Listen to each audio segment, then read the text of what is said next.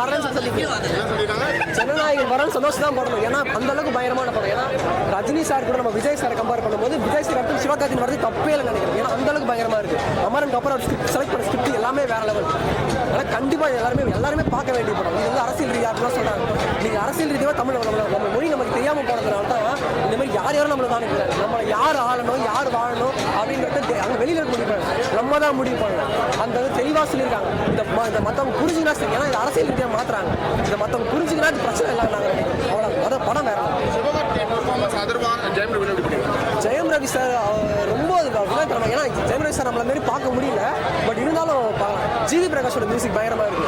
Sudha கொங்கரோட writing வேற. ஆனால் நிறைய இடத்துல நிறைய டைலாக் தூக்கிருக்காங்க. அது மட்டும் நல்லா தெரியுது. ஏன்னா சில சீன் நமக்கு இங்கேருந்து இங்கே கட்டார மாதிரி தெரியுது. இந்த இடத்துல என்ன இருக்குன்னு நமக்கே தெரியுது. ஏன்னா சென்சார் போர்டு அவங்க விட்ட சீன் எல்லாத்தையும் சொல்லியிருந்தாங்க. அந்த சீன்லாம் இந்த இடத்துல வர நம்மளால கெஸ் பண்ண முடியும். ஆனால் ரொம்ப நல்லா இருக்கு. இன்டர்வல் ரொம்ப வேற லெவலாக இருந்துச்சு. ரொம்ப பிடிச்சி. ஆனால் செகண்ட் ஹாஃப் அப்புறம் கொஞ்சம் லேக் இருந்துச்சு. ஆனால் கிளைமேக்ஸ் போக போக ரொம்ப பராசக்தி ஓம் சக்தி பராசக்தி படம் ரொம்ப சூப்பராக இருந்துச்சு. என்னன்னா இந்தியை வந்து எங்களை படிக்க சொல்லி உயிரை வாங்காதீங்க அப்படின்னு சொல்லியிருக்காங்க. பிடிச்சவங்க படிக்கட்டும், பிடிக்காதவங்கள விட்டுருங்க அப்படின்னு சொல்லியிருக்காங்க. இதில் இன்னொரு விஷயமும் சொல்லியிருக்கலாம். தமிழ்நாட்டில் தமிழில் படிச்சுட்டு தமிழில் போய் பேசினா எந்த இளைஞர்களுக்கும் வேலை கிடைக்கிறது இல்லை.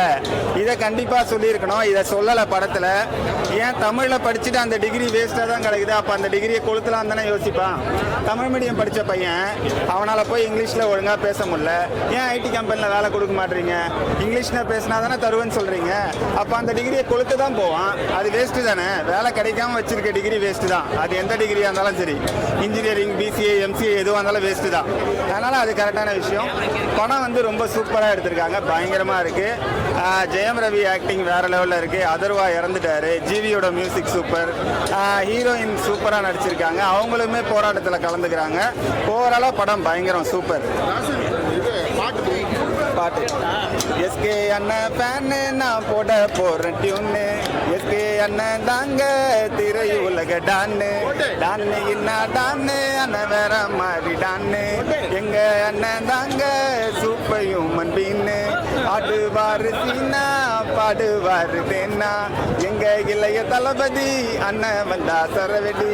எங்க என்டர்டெய்னர் இதில் என்னன்னா எங்க இளைய தளபதினு எழுதிட்டேன். அதுக்கு நிறைய எதிர்ப்பு. எனக்கு அவர் வந்து இளைய தளபதி மாதிரி தெரிஞ்சார், அதனால் எழுதினேன். அதை வந்து என்டர்டெய்னர்னு போட்டிருக்கேன். நீங்கள் இளைய தளபதியாக பார்த்தாலும் சரி, என்டர்டெய்னர் எந்த லைன் எடுத்துக்கிறீங்களோ எடுத்துக்கோங்க. நல்லதே நடக்கும். கூடிய சீக்கிரம் ஜனநாயகனும் ரிலீஸ் ஆகும். அதையும் பயங்கரமாக செலிப்ரேட் பண்ணுவோம். யாரும் இதுக்கு இடையில சண்டை போட்டுக்க வேணாம், எந்த அரசியலும் வேணாம்.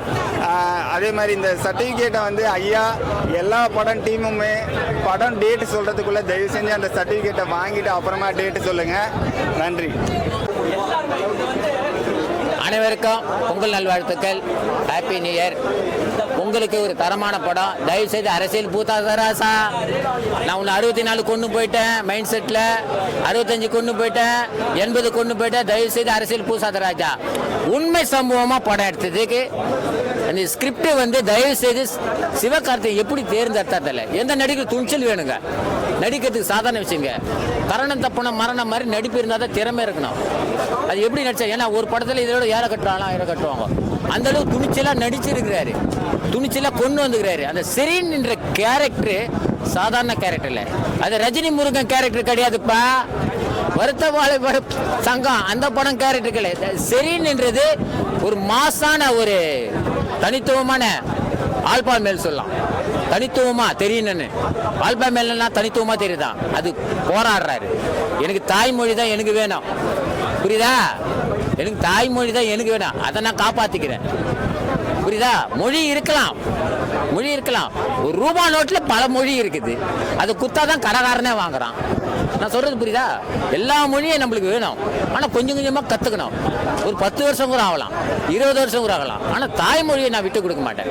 இதில் எல்லா மதமும் கனெக்ட் ஆகுது. ஏன்னா கேரளாவுக்கும் அது வேணான்றாங்க. என் மேலே திணிக்காத, எனக்கு வேணும்னா எல்லா மொழியும் சேர்ந்து பாடுபடுறாங்க. தயவுசெய்து கோயம்புத்தூரில் நடந்த சம்பவம் ஓகேவா, பொள்ளாச்சியில் நடந்த சம்பவம், மதுரையில் நடந்த சம்பவம், அண்ணா சாலை சென்னை போஸ்ட் ஆஃபீஸ் மவுண்ட் ரோட்ல அங்க நடந்த சம்பவம் தான். சம்பவம் 80, 64 நிறைய உயிர் பலி. புரியுதா சொல்லுது? படம் bro. இது வந்து உண்மையா தமிழ் மொழிக்காக எடுத்த ஒரு படம், ஜனநாயகன் படம் வரலான்னு உண்மையாக நாங்கள் சந்தோஷப்படுறோம்.